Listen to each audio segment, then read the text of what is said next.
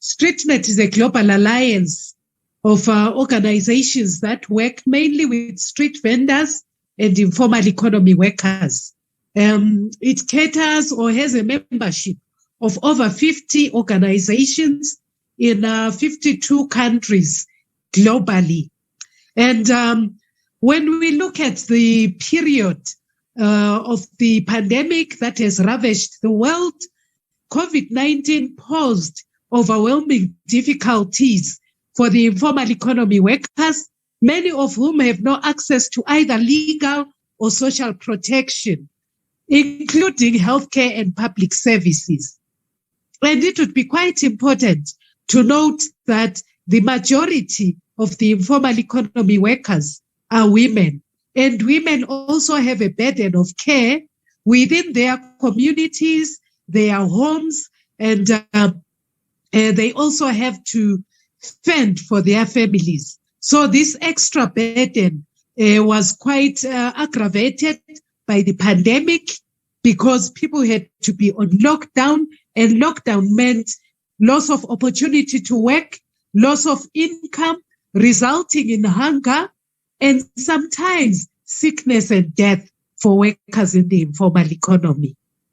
Now, I think I will switch off my video so that I don't lose connectivity, if you will allow me.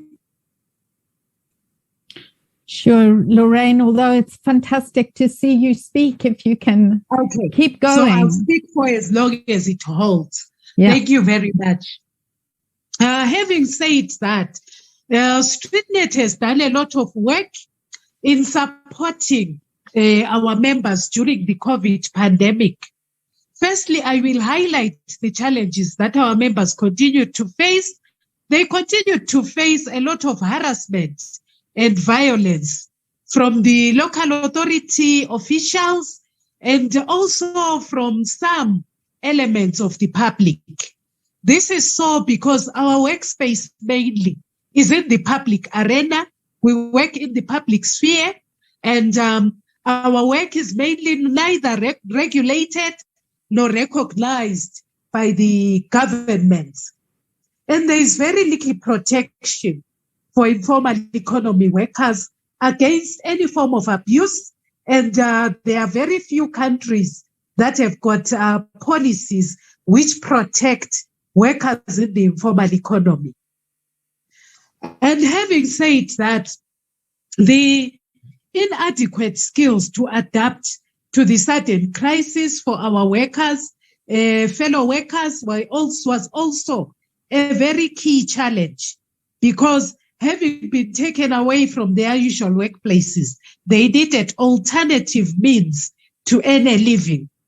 And thankfully, we have realized that a lot of our members became innovative in coming up with alternative forms of earning a living, although that was not adequate to see them through the long periods of lockdown and restrictions.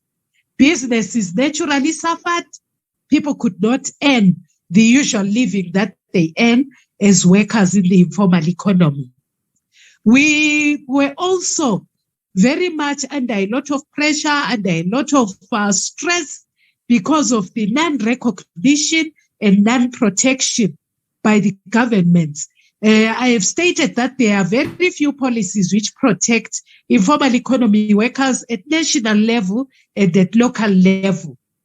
Although we do have very good international labor standards that have been crafted and to protect the informal economy workers, these are not yet domesticated in so many countries.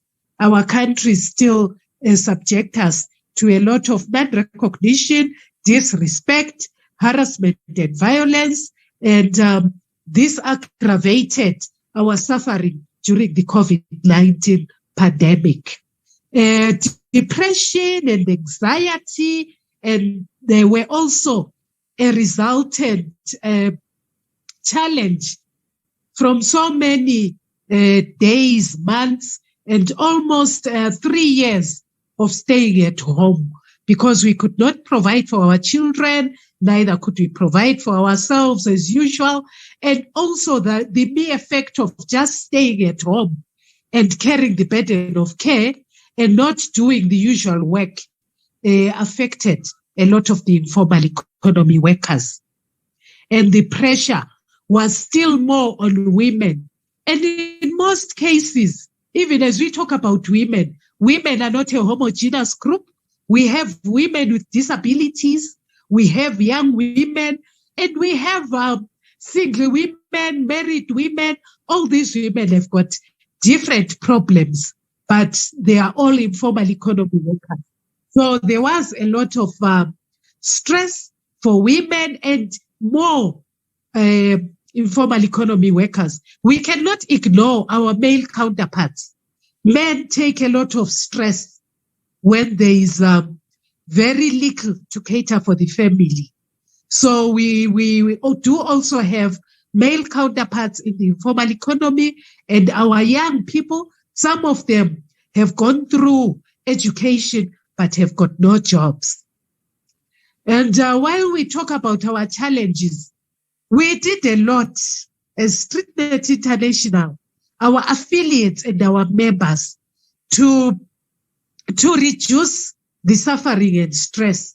We had to take it upon ourselves and be innovative despite the difficult circumstances. Okay. And we have seen that informal economy organizations became facilitators of the implementation of national and local government level strategies on tackling the pandemic.